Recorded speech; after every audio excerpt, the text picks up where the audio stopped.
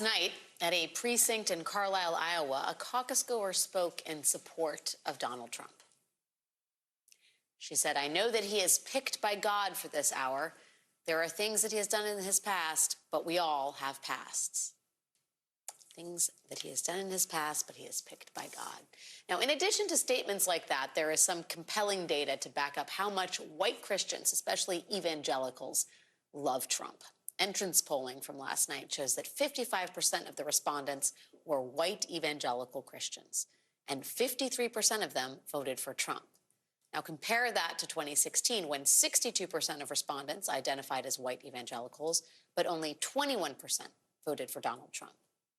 In the 8 years between those two Iowa caucuses, Donald Trump has not only more than doubled his support from evangelicals, he has also redefined what it means to be one. Author Tim Alberta describes that phenomenon this way.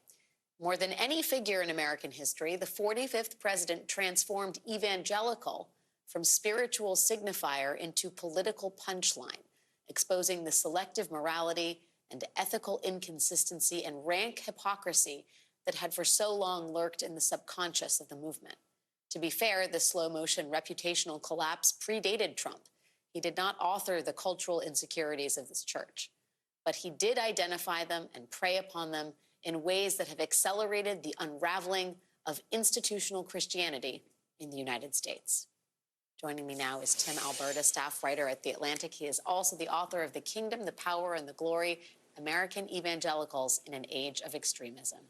Tim, I wish I had had you at my side last night as we were trying to understand what exactly happened in Iowa, especially with evangelicals. And your writing on this is so essential and so, really to the point that we all want to try and make, which is the way Trump has corrupted the evangelical movement. I wonder, in your estimation, what it means to be an evangelical in this country at this moment. You know, it's funny, Alex. There's this anecdote where a few decades ago, there was someone who had written in a book that an evangelical was just anybody who liked Billy Graham and followed Billy Graham. And then someone asked Graham about that, and they asked him what he thought it meant to be an evangelical. And he said, that's funny. I'd actually like to know the answer to that myself.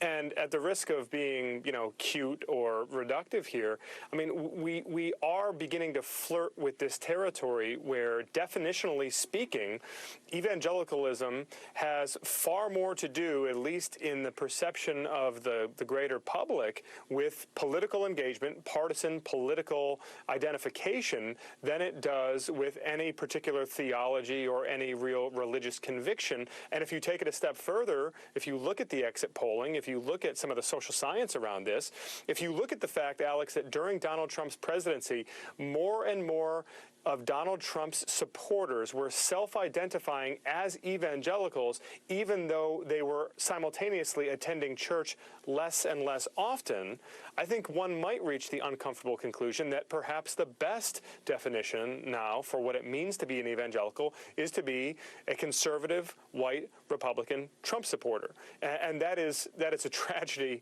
on any number of different levels, but I think most profoundly it is a tragedy for the gospel of Jesus Christ. Well, right. If the gospel is no longer part of the equation, what is it replaced by? And that sort of leads to my next question, which is, do you think MAGAism has become a placeholder for a certain kind of religion?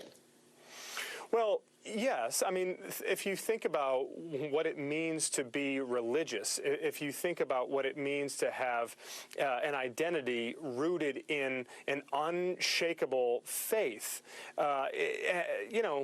again, I don't want to be reductive here, and I don't want to paint with too broad a brush. Again, the evangelical community is large, it's huge, and it's complicated, and there's a lot of texture here to explore.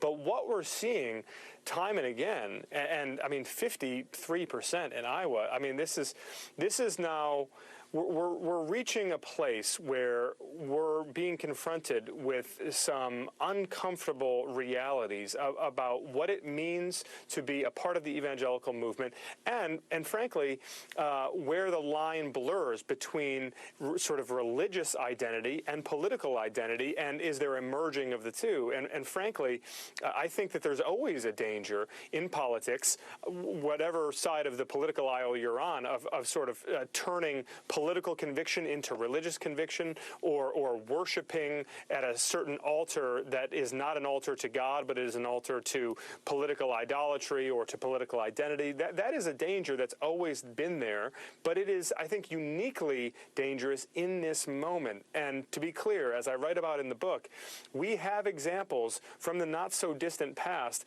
of a sort of political religion, or at least a civil religion, supplanting, competing with actual religion. And I don't think that we're all that far removed from that in this country now, looking at just what happened last night in Iowa. Well, yeah, and it's clear that Trump wants to capitalize on the sort of religious fervor that may undergird some people's support of him. I mean, he's out there taking out ads. The God Made Trump video, where they literally, in the video, called Trump a shepherd to mankind. I mean, he's not shying away from this.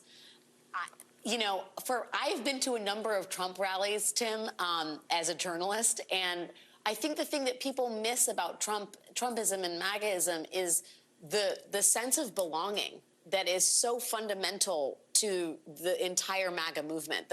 The Trump, you know, in addition to being xenophobic, racist events, they are also much like revivals. There's a lot of camaraderie. There's a shared sense of belonging.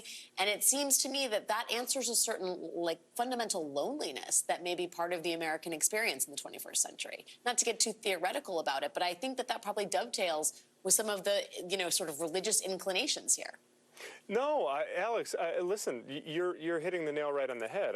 When you think about the shared identity, the common, you know, you described it as a sense of belonging, and I think that that's right. And when you think about, you know, why people gather in a religious setting, it is because they are part of one body. And as a part of that body, they are sort of transcending the world around them, and they are coming together to worship a God that is bigger than them. And in the evangelical tradition, in the Christian tradition, you know, that is to worship Jesus and to draw closer to Jesus and to become more and more Christ-like. That is the essence of that particular religious experience, and it is. You know, it's not an exaggeration when you go to these Trump rallies to talk with folks like the one that you just quoted from that article, and they are describing it in eerily similar terms, that it is a sort of transcendent religious experience that is rooted in notions of shared identity, and they are very much coming there to pursue a sort of salvation. It may not be a biblical salvation, but it is a salvation that's rooted in this same sense of you know, something that they can't find anywhere else, and they're coming back for it time and time again. And just I would note quickly, Alex, if during Barack Obama's presidency, or while he was running for president, if you had heard him talking with or promoting a video saying that he was a shepherd to all of mankind, the evangelical movement would have been up in arms. I mean, this is heretical. This is blasphemous. And yet, Donald Trump seems to get a pass time and time again for doing these things that no other politician, Republican or Democrat, frankly, would get a pass for doing. And we should ask ourselves why. If the answer does not at least start to flirt with this terrain of civil religion or political religion, then I think that we're not being honest with ourselves. And if we are being honest with ourselves, if we are willing to engage with the very uncomfortable topic around what happens when Trumpism becomes civil religion in this country for millions and millions of people, and what that might imply moving forward, then we are doing a disservice to our pluralistic democracy. Tim, I really think you're one of the most well-informed thinkers and writers on this topic. I'm deeply appreciative of your time and your writing. Thanks again. Thanks, Alex.